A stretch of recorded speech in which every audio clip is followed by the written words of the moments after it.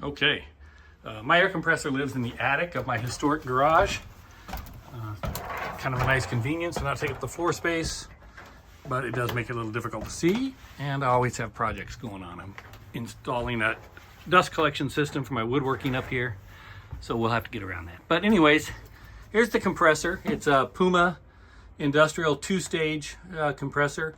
I think it's a 30-gallon tank. I chose it because it had the CFM I needed and also was somewhat compact because I didn't have a lot of space at the time, and I don't have a lot of space now for a bigger one, and it meets my needs.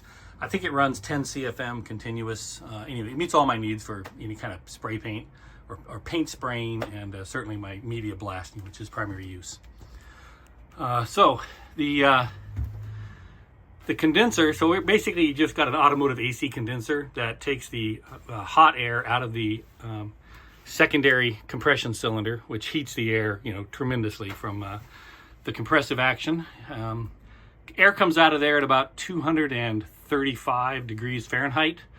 Of course, warm air holds more moisture than cold air, so if you can cool the air down, you condense out the moisture.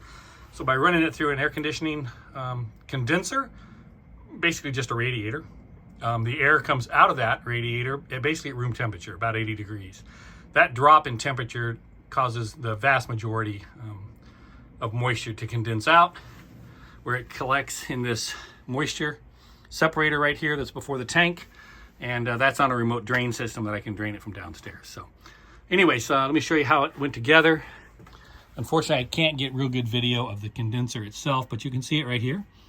Looks just like the air conditioning compressor or condenser you'd find on a car. This actually, I got it from Napa, and I think it was designed for like a 1996 Cadillac. I don't know. I bought it for, based on the physical size that would match up well to my fan shroud, cooling fan for the air compressor, and most importantly, that it was a parallel flow condenser, which means that each pipe that runs across here with the cooling fins on it, the air flows through it simultaneously from one side to the other. It doesn't snake back and forth, which is a non-parallel flow. A non-parallel flow condenser would dramatically restrict your throughput of your compressor. So you want parallel flow. Has had no effect on the output of the compressor. Basically, it's the equivalent of about a 6-inch diameter pipe when you put all that together. So it's mounted, I think this is important, at a very slight angle that tilts towards the outlet. This is the inlet up here coming off the cylinder head. This is the outlet down here, and it's tilted this way, so any moisture that remains in the condenser when the compressor shuts down will run out into this elbow and into the water separator here. Otherwise, you'd just have moisture just sitting in your compressor. I don't know that it would cause a lot of problem for the aluminum condenser, but why bother? Got a pretty hefty moisture separator here that then separates the moisture out. I think that's a centrifugal separator. I'm not exactly sure how it works here. The brand there, it's a Speed Air. I'll try to zoom in on that. Maybe you can, yeah, it won't zoom in. Speed Air brand, I think I may have gotten that from Granger's, I'm not sure. And then plumbed into the tank itself, right there, the original tank inlet. One thing to keep in mind is you don't want to use copper fittings, particularly copper to aluminum, which your condenser is aluminum.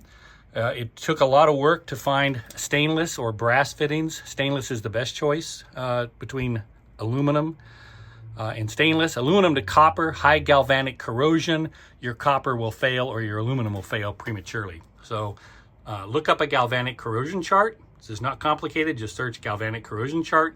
It'll show you the metals, all the different types of metal. Anything that's close to another metal has low galvanic differential, so you won't get corrosion. So just stick with metals that are close to each other in the chart. Brass, galvanized, and stainless are all fine with the aluminum. So copper would be a big flaw. See if I can show you a little bit from this side. Not much to see. Again, so I apologize that it's so dark. The condenser is held up against the fan shroud just with some small bolts and washers that go through the shroud. I put a small piece of cork insulation in there to prevent vibration so I wouldn't chafe the condenser and potentially wear a hole in it. You could use rubber washers. I happen to have cork from my workbench. It's a cork top workbench, so I just use pieces of cork. It's been on there for 8 years. It has no effect on the cooling capacity of the compressor itself. The cooling fan is more than capable of keeping the cylinder heads cool at no detectable increase in cylinder head temperature. There were 2 challenging pieces to find.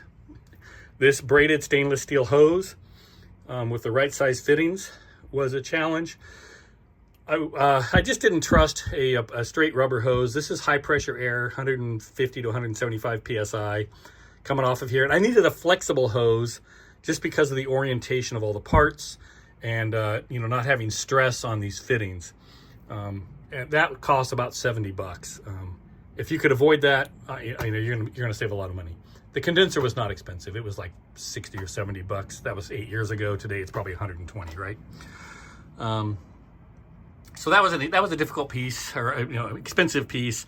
These stainless fittings that go onto the condenser were difficult. The threads are not; they're an automotive thread, or automotive size, and you're trying to get into national pipe thread. So it took a bit of hunting to find that. I found those online.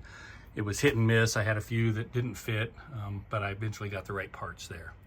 So again, a little bit of persistence, and you can get all your parts. Again, not much else to tell you. After the water collector or separator, we just go right through everything's put on here, of course, with unions, so I can take it apart. These are galvanized unions. Think about that. Think about your assembly order. You could certainly put yourself in a position where you can't make your last connection. Or you service it, but the unions are smart to put in wherever you need them. It goes straight into the tank, and tank still has its original drain in the bottom. That's also remoted. I'll show you that. And of course, you got to drain this regularly. The water separator out here in Northern Virginia in the summer, that'll fill up in a matter of maybe 2 hours of runtime.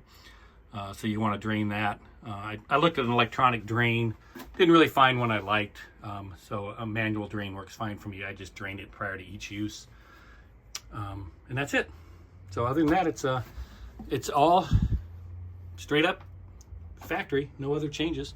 I'll show you those remote drains. You can see the air line coming off. This is that Rapid Air, which is also what I use to distribute the air in my shop. That is a drain line for the water. It's not the outlet system. Oh, I also I also have an oil separator on the system because I am media blasting or spraying paint with it. I don't want the oil downstream, so I have an oil separator. This Speed Air is a very large desiccant dryer, which just holds desiccant beads. I've never had to service that. It's never used up the drying capacity of that dryer because there's never been any moisture in the tank. So probably not necessary. It was somewhat expensive, and I probably could have avoided it. I didn't know that this thing was going to work as well as it did. I think this is a secondary water separator. This could be also an oil separator.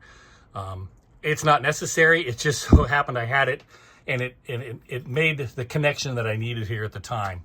It was from an original air compressor setup I had, and using existing parts, I needed something to mate 2 male connectors together, and that was the piece I had that also went along with this pressure regulator up here, which is just set to max. I control the air pressure at other locations now throughout. I do use the Rapid Air Flex tubing to distribute all my air throughout the shop. All the air lines are in the walls with outlets where I need them. So it's all basically built in.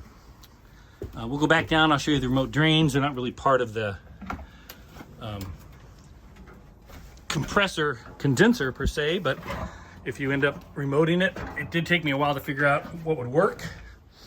And it turned out the Rapid Air system would work fine. These are Rapid Air connectors. Typically there'd be an outlet right here where you could connect an air hose, but I just put the plug that comes with it in there. And these come down from the attic. This one drains the tank. This one drains the water separator. They go back out through the wall into the backyard and just drain out to the outside. So we'll switch the compressor on real quick, and I can show you those in operation. Bear with me. We'll close the attic so it's not very noisy. My compressor just lives on a wall switch here. You have to wait for the system to build pressure in the water separator before it'll blow out. And I can hear the pop-off valve that just closed. So now the system is building pressure. Give it just a second. There's probably enough pressure in the water separator now. So the water separator is now blowing any moisture in the system out to the outside. I can also empty the tank. I put that on there just in case I ever overflow my water separator. I can drain the tank because I don't want to go up in the attic and drain it. So that's it. Hopefully that's useful to you, and I'll be happy to answer questions. But again, if you can turn a wrench, you can get this done. It's not challenging at all.